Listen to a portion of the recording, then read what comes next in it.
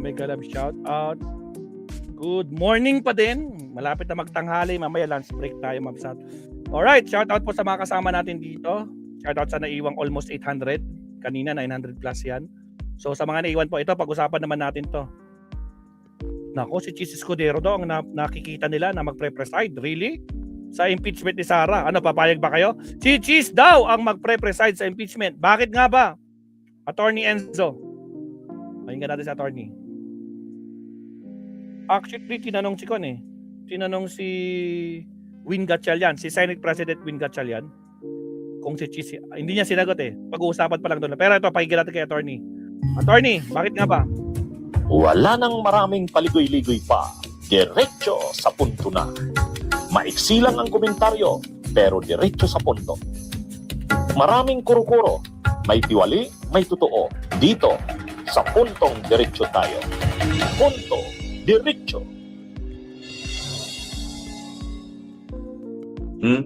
So, mga kabunyog, si Chis daw,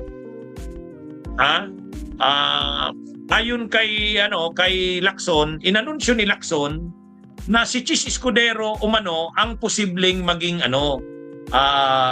presiding officer ng impeachment trial ni Sara Duterte. Ayon kay Senador Ping Lacson, nag-caucus sila ng mayorya. Ang consensus nila, ibig sabihin consensus, wala namang kumukontra. I-elect nila, kapag kinunbina ang impeachment court, i-elect nila si Chis Escudero bilang presiding officer ng impeachment. Nako, pag si Chis Escudero, Mr. Forthwith yan. Tingnan nyo naman yung ginawa nyo ng last year. Pero siyempre, nasa panig siya ng kalaban. Ngayon, nasa panig na siya ng gobyerno. Di ba? Trial ni Sara. As per our consensus as of this morning, we will elect Senator Chis Escudero if we convene pala nagsabi as the impeachment court to be the presiding officer. Why so, sir? Lawyer eh.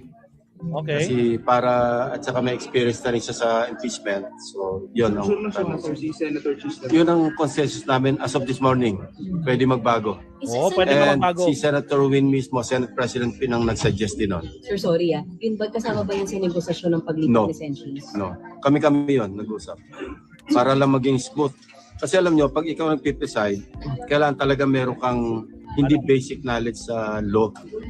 Yung rules of court, evidence. Kasi once na merong mag-motion either from the prosecution or defense, merong pagkakataon na kailangan mag-rule ka immediately, di ba? Yes, sir. Sustained, overruled.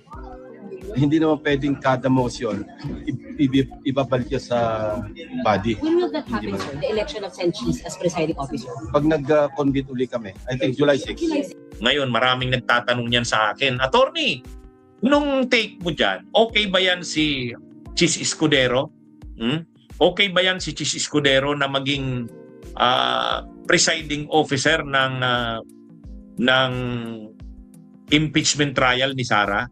Hindi, sa totoo lang mga kabunyog, noong ginawa ni Chis noon na hindi kaagad nag-proceed sa trial dahil doon sa kanyang paggigiit na ang forthwith ay hindi naman ibig sabihin agad-agad.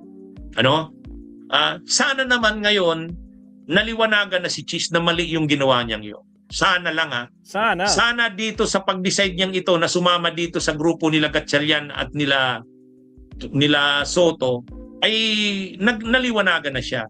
Sana naliwanagan na rin siya si Chis na nasira siya doon sa pagsama kila Marcoleta sa mga Duterteng senador. Sana ma-redeem niya ang sarili niya. Sana lang Sana itong binibigay sa kanyang pagkakataon na siya ang mag-preside sa impeachment trial ay mabawi niya yung sarili niya. Sana lang. May positive dyan, may negative. May positive, may negative. Ang negative dyan, paano kung sa loob-loob ni Chis Escudero nangingibabaw pa rin yung pagka-pro Duterte niya? Yun, hindi maganda yun. Sa isang banda rin, ang positive kung si Chis ang magpe-preside, hindi iisipin yung trial na bias at partial. Kailangan kasi maipakita na fair, impartial ang trial. Ay kung ang magpe-preside kasi Si Kiko Pangilinan, lawyer sana yan. Kaya lang, ang problema naman kay Kiko, syempre, ang prinsipyo ni Kiko, malinaw yan, anti-Duterte yan. Si Soto naman, si Gatchalian, Senate President siya. Pero mas maganda kasi ang mag-preside abogado. Para, hindi naman required talagang abogado, pero mas magandang abogado. Mas magandang abogado. Kaya lang, sino naman ang abogado sa mayorya? Si Chis Escudero at saka si Kiko. Kung si Kiko nga, baka isipin na naman bias, partial. O at least si Chis, pwedeng kung gusto nating maipakita na impartial at saka fair. O si Chis Escudero nga ang magandang mag-preside. Kaya lang baka naman pag nag-preside siya, baka naman hindi siya fair. baka hindi naman siya impartial. Baka lumitaw pa rin yung bias niya sa Duterte. Sana hindi. Payag ba kayo na Kasi pagkakatiwalaan siya ngayon, pagbibigyan siya ng chance na i-redeem yung sarili niya. Para smooth lang na makasulong yung trial ng impeachment ni Sara, okay naman sa tingin ko, kung akong tatanungin nyo, kung anong take ko. Pero bantayan natin. Tama. Kaya nga mayroon tayong binuong grupong bantay impeachment kasama ang bunyog dyan. Kaya mga kabunyog,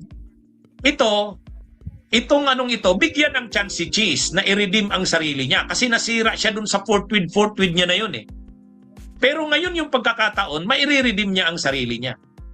Kung pinapahalagahan niya pa ang reputasyon niya, ito yung chance niya na ma-redeem. Kaya lang yun na nga, ang problema, paano kung lumitaw yung bias niya para sa Duterte? Yun lang. Hindi pa pala siya ganap na nagbabago. yun yung problema. Anyway, bantayan natin. Sa tingin ko naman, yun ang stand ng mayorya ng mga senador sa mayorya. Bakit nakikita nila na si Cheese yung mag-preside? Una, abogado ito. Pangalawa, para maipakita na talagang impartial, hindi bias, fair ang trial. Yan yung para makamove na. Malapit na kasi sa June 18. Bukas pala. Pre-trial conference bukas. Ngayon. Pagkatapos July 6, start na ng trial. Start na ng trial July 6. Anyway, mga kabunyog, mga kababayan, yan yung aking masasabi kasi maraming nagtatanong sa akin, Torny, ano mo na ba yun? Inanunsyo ni Senador Ping Lacson na si Chis Escudero daw kung magpipreside sa impeachment trial. Ano daw bang masasabi ko? Basta, kung akong tatanungin nyo tungkol kay Chis, while na kung ako lang, gusto ko si Kiko ang mag-preside. Kaya lang, yun na nga, kung gusto nating maipakita na fair, impartial, hindi bias ang presiding officer, pwede si Gatchalian. Pero hindi kasi lawyer si Gatchalian. Mas maganda lawyer pwede nang pagbigyan si Cheese, pero bantayan natin. Okay? Okay? Yun yung stand ko dyan. Yan yung stand ko, mga kabunyog, mga kababayan. Bunyog! Salamat, attorney. So sabi nga dito ni Kabsat Trigger Woman, nakakatakot si Cheese. Ibang takbo ng utak ni Cheese, baka biglang maging Judas 3.0. Baka maka-cheese it yan. Ako, dislikado, Patrick Briones. No? Comment down below kung anong masasabi niyo, mga Kabsat.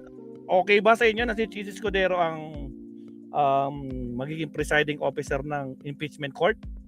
Comment down below, mga Kabsat. Next topic tayo. Maraming salamat po. 1,000 plus live viewers. Baka naman, sa mga 1,000 plus live viewers, baka naman like and subscribe po tayo. Maraming salamat po. Okay, tuloy tayo. Countdown tayo. 30 seconds. Here we go.